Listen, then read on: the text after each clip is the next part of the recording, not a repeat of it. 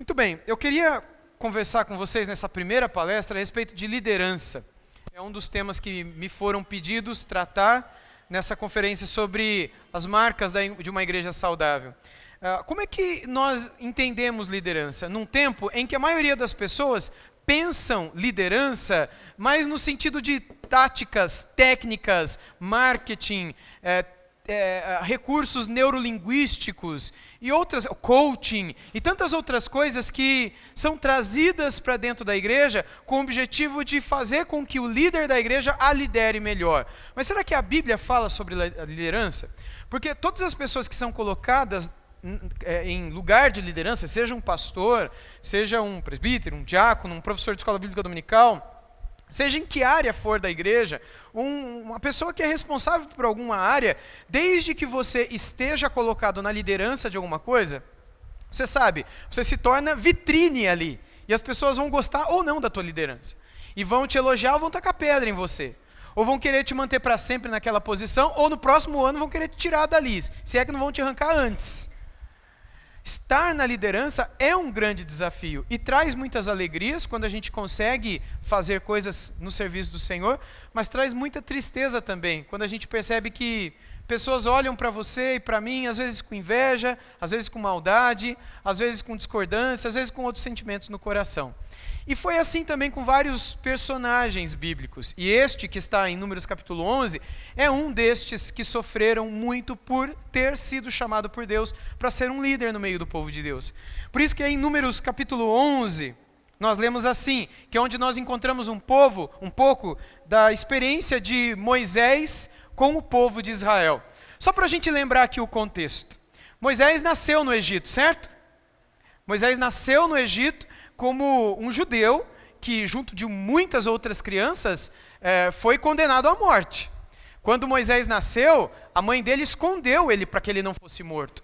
E aí então, depois de um período, Moisés foi encontrado pela filha de Faraó, foi depois educado pela sua mãe, né, pela providência de Deus, mas quando já ficou um pouco maiorzinho, ele foi trazido de volta para ser criado pela filha de Faraó. E ele cresceu como um príncipe do Egito. É por isso que a gente ouve muito de Moisés como príncipe do Egito. Ele cresceu para ser possivelmente um faraó no Egito. Ele conhecia a língua dos egípcios, as leis dos egípcios, a religião dos egípcios. Ele cresceu como um egípcio, embora teve aquela base inicial judaica. Mas quando ele tinha cerca de 40 anos, ele matou um egípcio, e quando ele viu dois judeus lutando, ele tentou ali separar aquela briga, e os judeus disseram para ele, olha, você vai querer matar um de nós como você matou o egípcio? E, enfim, Moisés descobriu que muita gente sabia que aquilo que ele havia feito, ele fugiu dali, quando ele tinha 40 anos. E ele ficou 40 anos fugido. Quando ele tinha 80 anos de idade, ele estava pastoreando as ovelhas do seu sogro e elas meio que se perderam ali no Monte Horebe, uma parte do Monte Sinai, e ele sobe ali para encontrá-las, e ele tem uma visão estranha de uma sarça, uma planta que ardia, mas não queimava. O fogo estava envolto daquela sarça, mas não consumia aquela sarça. A impressão que se tinha era de que a sarça não se consumia, ela não virava cinzas, não virava carvão, enquanto o fogo a envolvia. Deus o chama, e ele, daquele momento ali, ele é chamado para voltar para o Egito e tirar o povo que havia sido escravizado no Egito, estava ali há cerca de 430 anos. Moisés volta para o Egito, agora com 80 anos de idade, 40 anos depois, Deus faz tudo o que faz, os sinais do Egito, então eles são tirados de lá, atravessam o Mar Vermelho, chegam até o Monte Sinai, vêm muitos milagres do Senhor, o mar abrir e o mar fechar, além de todas as pragas no Egito, eles veem o Monte Sinai fumegando, e Moisés lá em cima, Moisés descendo com o rosto brilhando, eles veem a glória de Deus, eles recebem o maná, o alimento caindo do céu, eles veem a água saindo da rocha no meio do deserto. No meio do deserto, eles têm sombra durante o dia, um calor imenso, e à noite, muito frio, eles têm uma coluna de fogo, clima de lareira no deserto. Eles, enfim, se cansaram de ver o poder de Deus agindo na vida deles o tempo todo, mas chegou um momento que, mesmo tendo experimentado tantas coisas com Deus, mesmo eles tendo percebido tanto cuidado de Deus, parecia que aquilo era pouco. E o povo começou a reclamar. o povo começou a se chatear, o povo começou a se enfurecer, a ponto deles levantarem algumas reclamações contra Moisés. E é quando nós chegamos a Números capítulo 11, a partir do versículo 1, onde lemos assim: o povo se queixou da sua sorte aos ouvidos do Senhor, quando o Senhor ouviu as reclamações. Sua ira se acendeu, e fogo do Senhor ardeu entre eles e consumiu algumas extremidades do arraial. Então o povo clamou a Moisés. Este orou ao Senhor, e o fogo se apagou. Por isso aquele lugar foi chamado de Taberá, porque o fogo do Senhor havia se acendido entre eles. E o populacho que estava no meio deles veio a ter grande desejo das comidas dos egípcios. Também os filhos de Israel começaram a chorar outra vez, dizendo: quem nos dará carne a comer? Tentem entender comigo aqui. Desde o primeiro verso, o que nós temos é o povo se queixando aos ouvidos do Senhor, murmurando, e o Senhor se levanta e consome o povo. Moisés ora e o Senhor para de consumi-los, porque não era uma lamentação, como foi a lamentação de Jeremias, como foram as lamentações de Davi, de Asaf, de Jesus e de outros, que eram orações de lamento, que são orações legítimas. Aqui era literalmente reclamações, murmurações. Deus não era temido, não era reverenciado nessas orações de explosão, de esvaziamento, de pôr para fora aquilo que está te consumindo com toda a tua sinceridade, por mais que aquela oração pareça ser algo absurdo, mas Deus quer, como aquela da cruz: Deus meu, por que me abandonastes? Eu pergunto por que me abandonastes, mas antes eu digo o quê? Deus meu. O Salmos está cheio de orações de lamentações. Há um livro só de lamentações na Bíblia, que é qual? Lamentações de Jeremias. Logo, não é errado lamentar. O povo não estava lamentando aqui, o povo estava reclamando, murmurando. É diferente. Bem, depois que Moisés orou e o fogo se apagou e as mortes acabaram, aqui o texto no verso 4 diz que uma boa parte do povo veio a ter grande desejo das comidas dos egípcios. E eles começaram a chorar. Você já conheceu gente que chorou por causa de comida? Não porque estava passando fome, mas porque tem vontade de comer outra coisa? É criança normalmente, né? Hoje a mãe fez macarrão, aí a menina começa a chorar. Todo domingo é o mesmo macarrão, certeza que vai ser frango também. E todo sábado é aquilo: ai mãe, eu não aguento mais esse arroz, não aguento mais esse feijão, não aguento mais esse ovo, não aguento mais salada. E aquela reclamação, coisa de criança. Às vezes tem uns adultos que reclamam também. Mas o ponto aqui foi tão assim terrível que eles chegaram a chorar por causa daquilo que Deus dava a eles de comida. E aí o texto vai dizer, no final do verso 4, quem nos dará carne para comer? Já viu gente chorando porque queria comer carne? Porque queria ir no chimarrão? Porque não aguenta mais comer frango, ovo, peixe? Bom, é mais raro isso acontecer hoje em dia, mas isso aconteceu lá. E aí eles falam no verso 5: lembramos dos peixes que comíamos de graça no Egito. Que saudade dos pepinos, dos melões, dos alhos silvestres, das cebolas e dos alhos. Mas agora a nossa alma está seca e não vemos nada a não ser esse maná. Imagina a cara de Deus, né? Deus é quem dava o maná, Deus criou o maná. Deus preparou a refeição, Deus deu a refeição. Eles olham para a refeição e dizem na cara de Deus: a gente não aguenta mais essa comida aqui. A gente tem tanta falta do peixe, da carne, do cebolão, do pepino, do alho, dos melões, tudo aquilo que a gente comia no Egito de graça. Agora a gente não tem nada a não ser esse maná. E aí o povo murmura, reclama. E aí no verso 7 diz o texto bíblico que o maná era como semente de coentro, e a sua aparência era semelhante ao do bidélio, e o povo ia por toda a parte e o colhia, e eles o moíam em moinhos, ou os socavam em pilões, depois o cozinhavam em panelas, e dele faziam bolos. O sabor do maná era como de bolo amassado com azeite, quando de noite descia o orvalho sobre o arraial, sobre este também caía o maná. Então Moisés ouviu como o povo chorava por famílias, cada um à porta de sua tenda. E o Senhor ficou muito irado. E Moisés também não gostou daquilo. Agora pensa comigo, Moisés era o líder desse povo. E o meu ponto aqui é falar sobre liderança. Aqui nós temos um homem que com 40 anos cometeu um crime, fugiu para não ser preso e morto. Com 80 anos foi chamado por Deus para uma missão. Com 80 anos, o cara está pensando na aposentadoria. Está pensando em descansar. Está pensando em gastar mais uns meses cuidando daquelas ovelhinhas. E agora é só curtir os netos e os bisnetos. Moisés estava com 80 anos quando Deus chegou para ele e falou: Moisés, eu tenho uma missão para você. Volta para o Egito. E ele voltou. E ele chega no Egito e agora ele já não estava no Egito. Ele está com o povo que ele tirou do Egito, levando o povo para a Terra Prometida. Quanto tempo durou a caminhada até a Terra Prometida? 40 anos. A gente não sabe com quantos anos Moisés estava aqui, mas talvez com seus 90 anos. Agora pensa se um homem com 85, 90, 95 anos, ele tem paciência para ouvir o povo ficar reclamando de comida. Um povo que vê tanto milagre, que viu o mar vermelho se abrir, que viu o monte fumegar, que recebeu as leis do próprio Deus, que viu o pão cair do céu, que viu milagres atrás de milagres, de dia e de noite, no céu e na terra, que viu Deus punir aqueles que pecavam. E ainda assim, esse líder tem que ouvir o povo reclamar da comida. Como é que um líder desse aguenta? E hoje a gente pensa assim: nossa, mas Deus tem abençoado tanto a nossa igreja. Deus tem abençoado tanto, mas parece que o povo ainda acha pelo em ovo para arrumar crítica, murmuração e fofoca dentro da igreja. Será que Deus não tem abençoado tanto a igreja a ponto de ter que ficar caçando problema para poder reclamar, criticar e apontar o dedo? Imagina Moisés como líder. Moisés foi aguentando. Até quanto você aguentaria? O povo reclamando na porta da sua casa. Moisés, quando é que a gente vai chegar nessa terra aí? Moisés, era melhor a gente ter ficado no Egito. O Senhor tirou a gente do Egito para matar a gente aqui no deserto?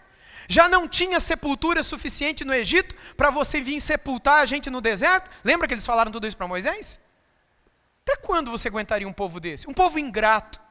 Um povo que foi tirado da escravidão e estava sendo levado para a liberdade. Um povo que estava experimentando o cumprimento das profecias que Deus fez lá atrás. Por meio de Abraão, Isaac, Jacó e José. José disse que o povo sairia do Egito depois de uns anos. Um povo que estava vendo tanto do extraordinário de Deus e ainda assim tinha boca para reclamar. Moisés foi ouvindo. Qual foi a diferença de Moisés para o restante do povo? Moisés não reclamou. Moisés não foi atrás do seu filho, da sua esposa, ou do seu irmão, ou dos seus amigos. Moisés foi fazer uma lamentação diante do Senhor. Nesse exato momento, que o povo estava sentindo vontade de comer carne, Moisés foi fazer uma lamentação. Um líder tem que saber a hora de lamentar. Um líder tem que saber que o ministério não é feito só de vitórias. Um líder tem que saber que tem horas que demora para chegar na terra prometida. Um líder tem que saber que, embora Deus o chamou para levar o seu povo daqui até lá, e ele acha que daqui até lá vai ser 5 anos, que às vezes ele vai ficar 40 anos naquela igreja, até que a igreja chegue daqui até lá. Não é no nosso tempo, é no tempo de Deus. E vai ter hora que a gente não vai aguentar. Vai ter hora que a gente vai ter vontade de orar e de falar sério com o Senhor. Vai ter hora que a gente vai querer entregar o balde. Vai ter hora que a gente vai querer morrer. Ou vai ter horas que a gente vai querer fazer uma oração bonita como a de Moisés. Vamos ler a oração de Moisés? Veja que oração linda que ele fez aí em Números 11, a partir do versículo 11. Moisés disse ao Senhor: por que fizeste mal ao teu servo? E por que eu não achei favor aos teus olhos, visto que puseste sobre mim a carga de todo este povo? Será que fui eu quem concebeu todo este povo? Será que fui eu quem o deu à luz para que me digas que o leve no colo, como a babá leva a criança que mama até a terra que prometeste dar a seus pais? Onde eu poderia conseguir carne para dar a todo esse povo? Pois chora diante de mim, dizendo: dá-nos carne para comer. Eu sozinho não posso levar esse povo, pois me é pesado demais. Se me tratas assim, mata-me de uma vez. Se achei favor aos teus olhos, peço que não me deixes ver a minha miséria. Em nome de Jesus, amém. Só não está o em nome de Jesus, amém, porque Jesus não tinha nascido ainda. Mas essa foi a oração de Moisés. O que você acha dessa oração? Você acha que Deus ficou furioso com ela? Você acha que Deus não se agradou dela? Olhe para o versículo seguinte. imediatamente o Senhor responde a Moisés, favoravelmente.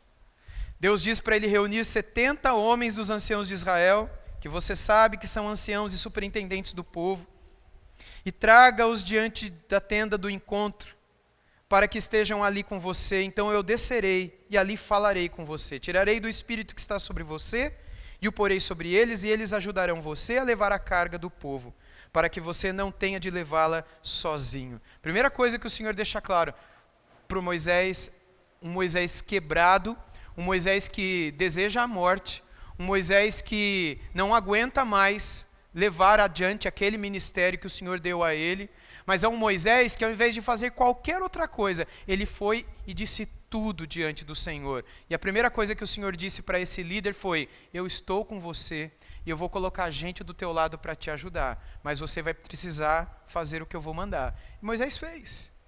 E o Senhor dividiu. E ele, no verso 18, diz: diga ao povo, para Moisés falar para o povo: santifiquem-se para amanhã e vocês comerão carne, porque vocês choram aos ouvidos do Senhor, dizendo: quem nos dará carne para comer? A vida era melhor no Egito, por isso o Senhor lhes dará carne e vocês poderão comer. Ou seja, Deus está dizendo para eles: vocês querem, o povo quer carne? Tá bom, vamos comer carne. Mas vamos como? Verso 19: não comerão um dia, nem 2 dias, nem 5, nem 10, nem 20, mais um mês inteiro, até que saia pelo nariz. Até que fiquem com nojo dela, porque vocês rejeitaram o Senhor que está no meio de vocês. E choraram diante dele, dizendo: por que saímos do Egito? Vocês estão com vontade de comer carne? Vocês vão comer tanta carne, que vai sair carne de vocês. De tanto que vocês vão comer. É isso que vocês querem, é isso que vocês vão ter. Deus faz muitas vezes isso com o povo. Vocês querem tanto isso, eu vou dar isso para vocês. Vocês querem tanto um rei, eu vou dar um Saul para vocês.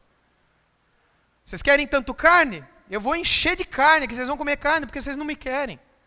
Vocês não querem a mim, vocês querem o que eu possa dar para vocês. Bem, aí Moisés, ainda diante do Senhor, ele responde: Senhor, onde é que você vai achar tanta carne? A gente está no deserto. Veja, Moisés no 21 diz: esse povo no meio do qual estou é de 600 mil homens em pé, e tu dizes: eu lhes darei carne a eles a comerem durante um mês inteiro. Quantos rebanhos de ovelhas e de gado teríamos de matar para que tivesse o suficiente? Ou será que bastaria se juntássemos para eles todos os peixes do mar? Aqui, irmãos, havia mais de 2 milhões de pessoas. Mais de 2 milhões de pessoas que sairiam do Egito com Moisés. Pensa, onde é que vai sair carne para 2 milhões de pessoas? No deserto. Você tem alguma alternativa? E carne para um mês inteiro. De onde cairia essa... É por isso que Moisés disse: o senhor vai tirar bezerro de onde? Boi de onde? Nem que se a gente tirasse todos os peixes do mar, não daria para alimentar todo esse povo. E aí Deus responde o seguinte no verso 26. Manda quem pode, obedece quem... Não. Ele diz assim: porém o Senhor respondeu a Moisés: será que a mão do Senhor se encurtou? Agora mesmo você verá se a minha palavra se cumprirá ou não. É como se Deus dissesse: Moisés, faz o que eu estou falando. Você vai ver se o meu braço ficou curto. Eu mando, você obedece, vai e junta o povo. E Moisés foi, saiu e contou ao povo as palavras do Senhor. Ele reuniu 70 homens dos anciãos do povo e os pôs ao redor da tenda. Então o Senhor desceu na nuvem e falou com Moisés, e tirando o espírito que estava sobre Moisés. A ideia de tirar do espírito é o dom. O Espírito aqui não é que ele ficou sem o Espírito Santo, mas a figura da unção aqui é a figura do dom, o dom de liderança. Aquela mesma capacitação que vem do Espírito de Deus, que é a mesma que vem para nós, porque é o mesmo Espírito que nos dá dons hoje também. Deus tirou daquele dom que estava em Moisés e o repartiu entre aqueles que estavam com ele, 70 anciãos. Quando o Espírito repousou sobre eles, profetizaram, mas isso nunca mais se repetiu. Bem, aí acontece aquela famosa história de Eldade e Medade, mas aí eu quero que você vá comigo para o verso 31, porque é quando a gente vê o Senhor mandando as carnes. Veja no verso 31, então soprou um vento do Senhor e trouxe codornizes do mar, e as espalhou pelo arraial, em todas as direções, numa extensão de cerca de 1 dia de caminhada. Isso aqui é cerca de 40 a 50 quilômetros. E a altura, uma altura de quase 1 metro sobre a terra. Gente, aqui a gente tem que parar e tem que pensar. Tenta imaginar um arraial no meio do deserto, com 2 milhões de pessoas. Quantas pessoas moram aqui em Juiz de Fora? Inclusive com os flutuantes, que aqui os de fora. 1 milhão que seja. Tenta imaginar 2 milhões, tudo reunido no meio do deserto. A Bíblia fala que Deus soprou e vieram aves. E essas aves, que são as codornizes, eles foram a carne que eles comeram. E ao redor do arraial, que você tá vendo o arraial agora, você está vendo? Você está vendo o arraial, você está vendo o deserto, está vendo o sol, está vendo aquele povo no meio. E você está vendo que ao redor de 2 milhões de pessoas tem um anel. Um anel. E esse anel, ele tem 1 metro de altura, que é o que a gente leu. E cerca de 40 quilômetros de extensão. Um dia de caminhada, na medida bíblica, é cerca de 45 quilômetros. É um dia, se você sair, acordar e caminhar um dia inteiro, você vai andar mais ou menos 40 quilômetros. Você imagina 40 quilômetros daqui para lá. 1 metro de altura. E imagina esses 40 quilômetros fazendo o anel. Dava para comer um mês ou não dava? E o povo comeu. E a Bíblia diz que não deu nem um mês, porque começou a sair carne por tudo quanto é buraco, e o povo morreu tudo. Veja aí no verso 32, todo aquele dia e toda aquela noite, e também no dia seguinte, o povo se levantou e recolheu as cordonizes. O que menos recolheu teve 10 montões, e as estenderam para si ao redor do arraial, enquanto a carne ainda estava entre os seus dentes. Antes que fosse mastigada, a ira do Senhor se acendeu contra o povo, e o feriu com uma terrível praga. Por isso aquele lugar foi chamado de Quibrot Hataavá, porque foi ali sepultado o povo que teve o desejo das comidas dos egípcios. De Quibrot Hataavá, o povo partiu para Hazerote e ali ficou. Quando a gente lê uma história como essa, a gente descobre como Moisés reagiu diante de uma tribulação, diante de uma situação de confrontamento. O coração do líder Moisés aqui é o mesmo coração do líder Wilson, Renato, Ricardo, Paulo, João. É aquela tentação que muitas vezes vem no nosso coração, sensação de frustração. A gente não se frustra de vez em quando?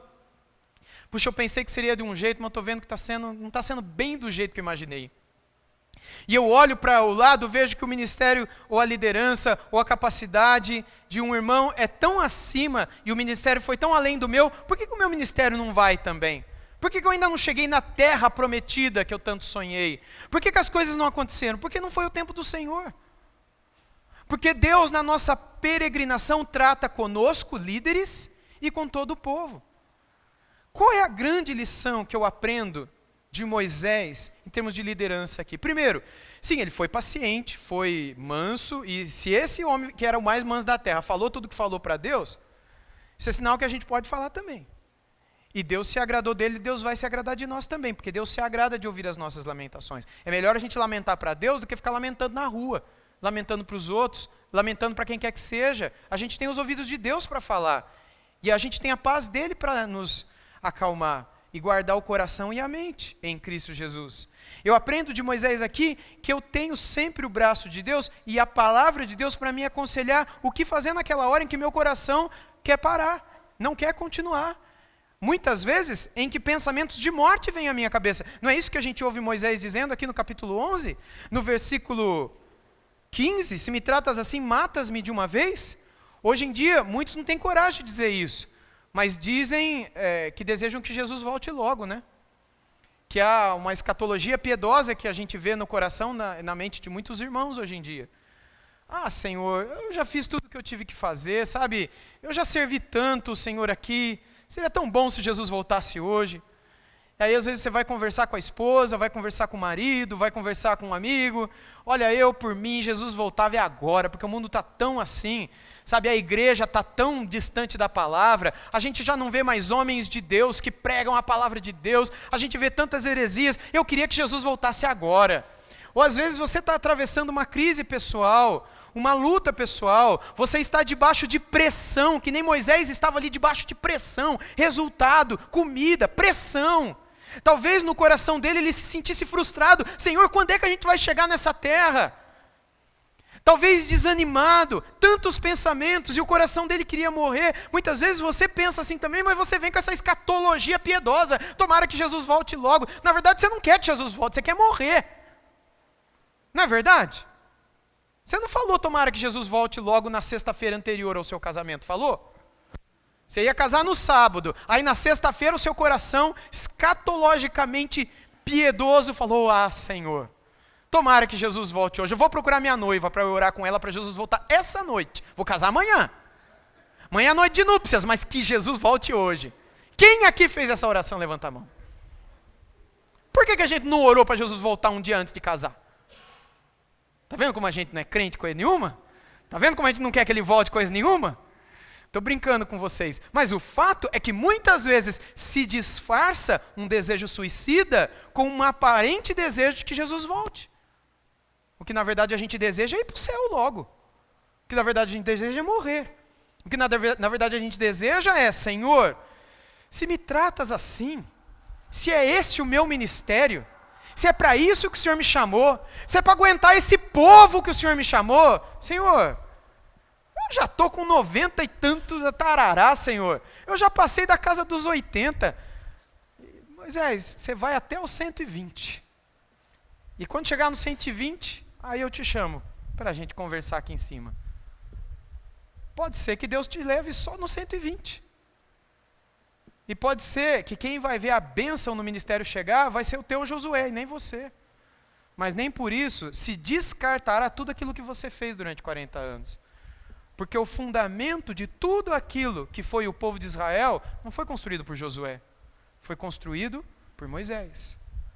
Por alguém que viveu no deserto durante 40 anos. Para que Josué depois conquistasse a terra e usufruísse do leite e do mel que manava daquela terra. O nosso chamado enquanto líderes não é para que vejamos resultados, mas é para que cumpramos fielmente o chamado do Senhor para nós.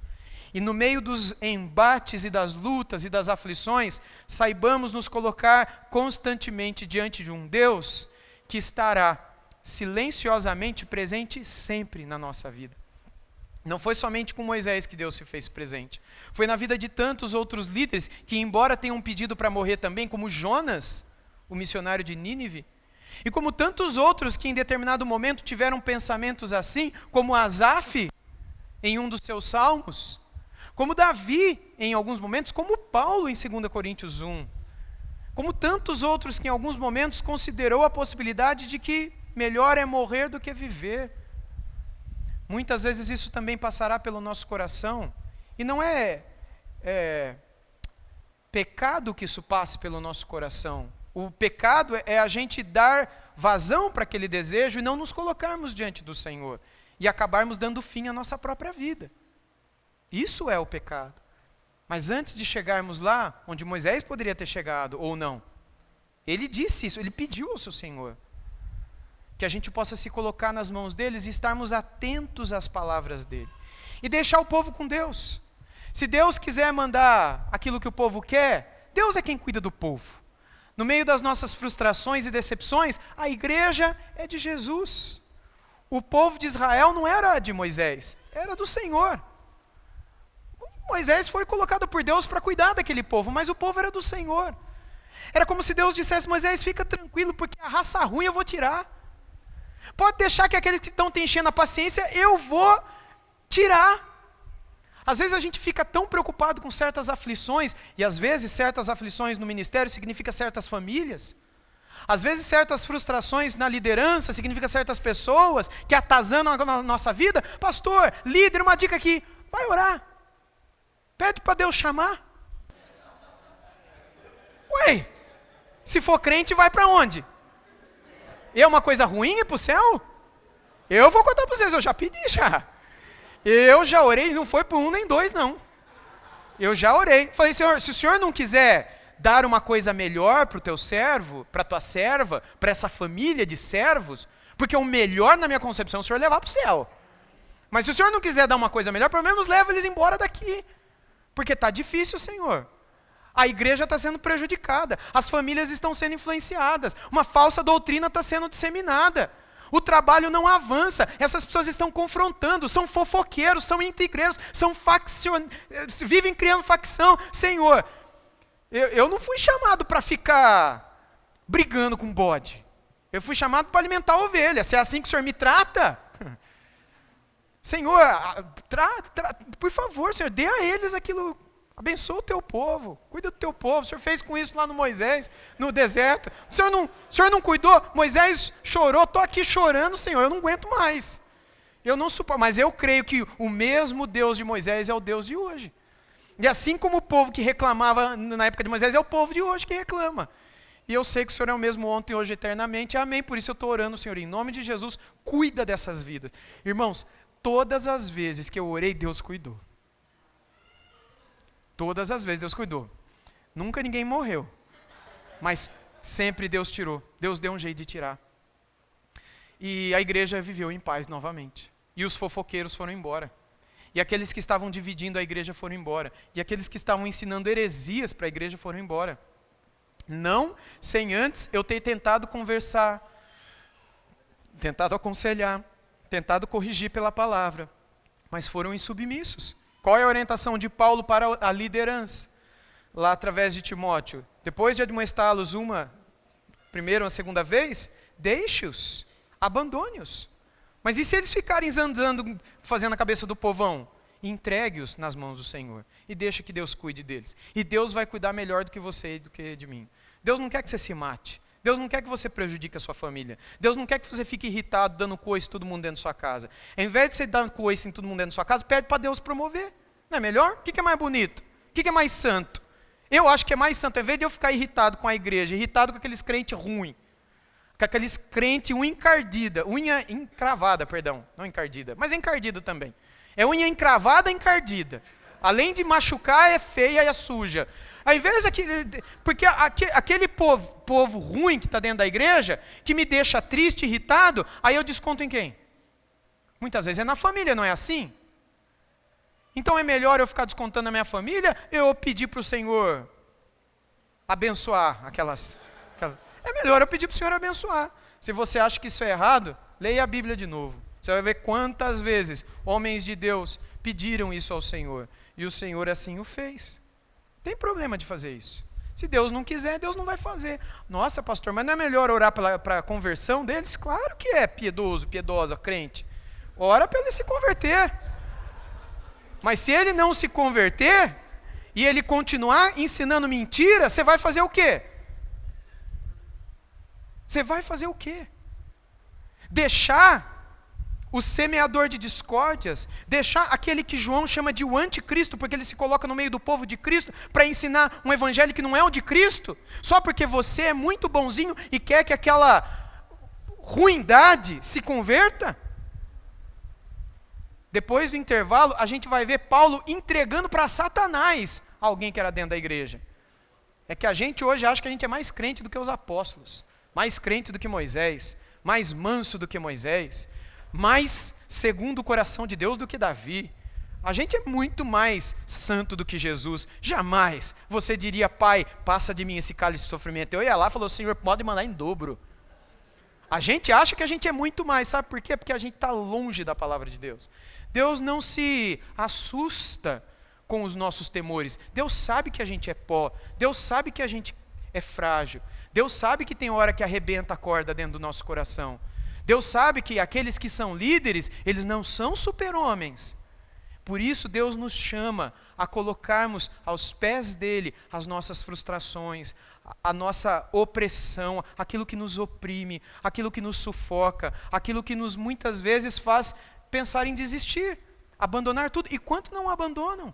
É melhor abandonar ou entregar nas mãos do Senhor, receber a direção do Senhor e deixar que Deus cuide de tudo. Muitas coisas podem ser ditas a respeito de liderança. E eu imagino que vocês talvez tenham tido contato com materiais, com livros, com palestras. Mas se tem algo que me vem à mente e que falta quando pensamos em liderança, é justamente como desafogarmos a nossa angústia diante do Senhor quando as pressões e as frustrações nos derrubam na liderança e no ministério. E eu creio que esse exemplo de Moisés deve sempre ser lembrado por nós, como um exemplo de alguém que dependia do Senhor e entregava nas mãos do Senhor, antes de entregar tudo e abandonar tudo, e no meio do deserto, no meio da peregrinação, abandonar o povo de Deus e deixar o povo perdido sem liderança, antes de chegar até onde o Senhor quis que nós os levássemos. Que Deus nos ajude e nos guarde, todos nós que somos líderes, e todos vocês que não são líderes, mas têm os seus líderes espirituais sobre vocês, ore por eles, ore pela vida deles, a responsabilidade deles é tremenda. Ore, como o autor de Hebreus disse no capítulo 13, ore para que você não seja um fardo, mas uma alegria para eles. Ore para que eles nunca orem por você, da maneira como eu falei que eles podem orar pela sua vida, mas que eles orem lembrando de vocês com alegria, como Paulo orou pelos Tessalonicenses, dando graças a Deus por aquelas pessoas que eram uma bênção. Uma bênção. Que Deus assim nos ajude. Amém? Vamos orar? Senhor, obrigado pela Tua palavra e obrigado, Senhor Deus, pelo que a gente pôde ler a respeito da experiência de Moisés à frente do seu povo. Que o Senhor nos ajude a sermos líderes e liderados que correspondem àquilo que o Senhor espera ver no meio do Teu povo. Quando liderados, que sejamos humildes, gratos, dependentes do Senhor, e quando estivermos na posição de liderança, possamos liderar temendo ao Senhor, na dependência do Senhor, na direção do Senhor. Em nome de Jesus. Amém.